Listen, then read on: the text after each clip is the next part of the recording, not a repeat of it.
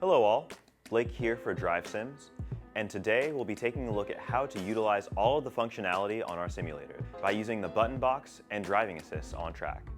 So let's step into the driver's seat and lock in for today's video.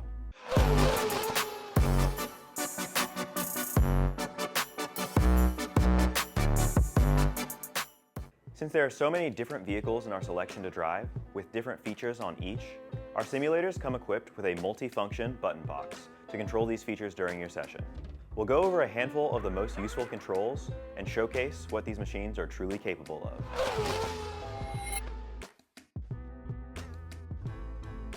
We have the driving line assist up first. The driving line is an essential tool for drivers just starting out, giving them a clear visual cue on where to place their vehicle and how to approach upcoming turns. All you have to do is place the center of the car on top of the line and follow it as you go around the course you've selected. When the line turns green, you can speed up. When it turns yellow, you should release the accelerator and coast. And when the line turns red, you should hit the brakes and slow the car down. Next, we have our auto shifter toggle.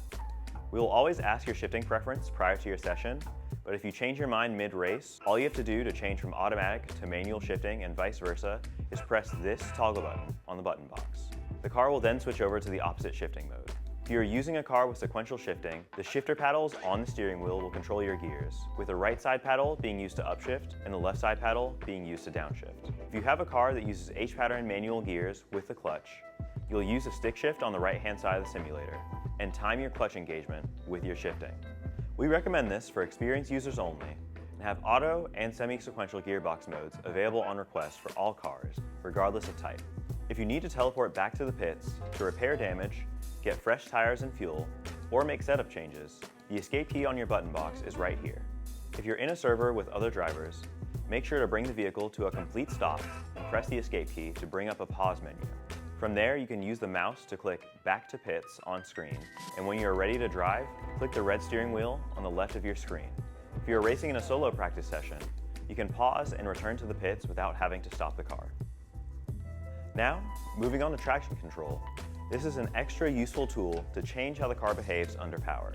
Traction control can keep the car from spinning the driven wheels when you exceed the limit of grip, which makes it easier to control what the car is doing while you're trying to accelerate.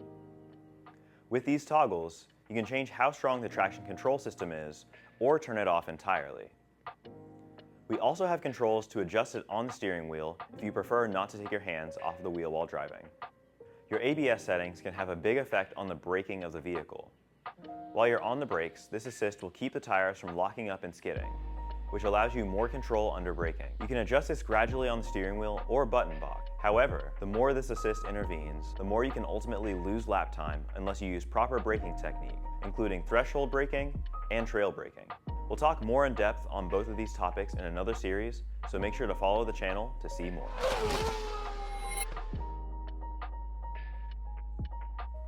On the same note, your brake bias is another important car setting. This allows you to move the strength of the braking more to the front or rear of the vehicle. It can not only affect how quickly the car can stop, but also the attitude of the car on corner entry.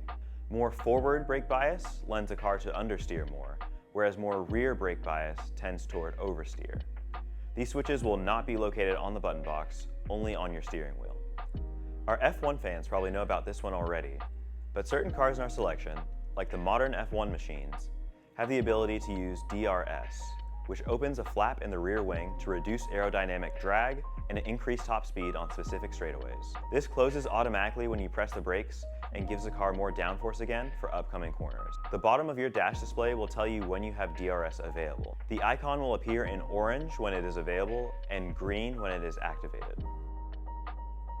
I've seen some drivers gain close to a whole second per lap just by using DRS, but you have to be careful to only use it on straightaways where the car may lose control.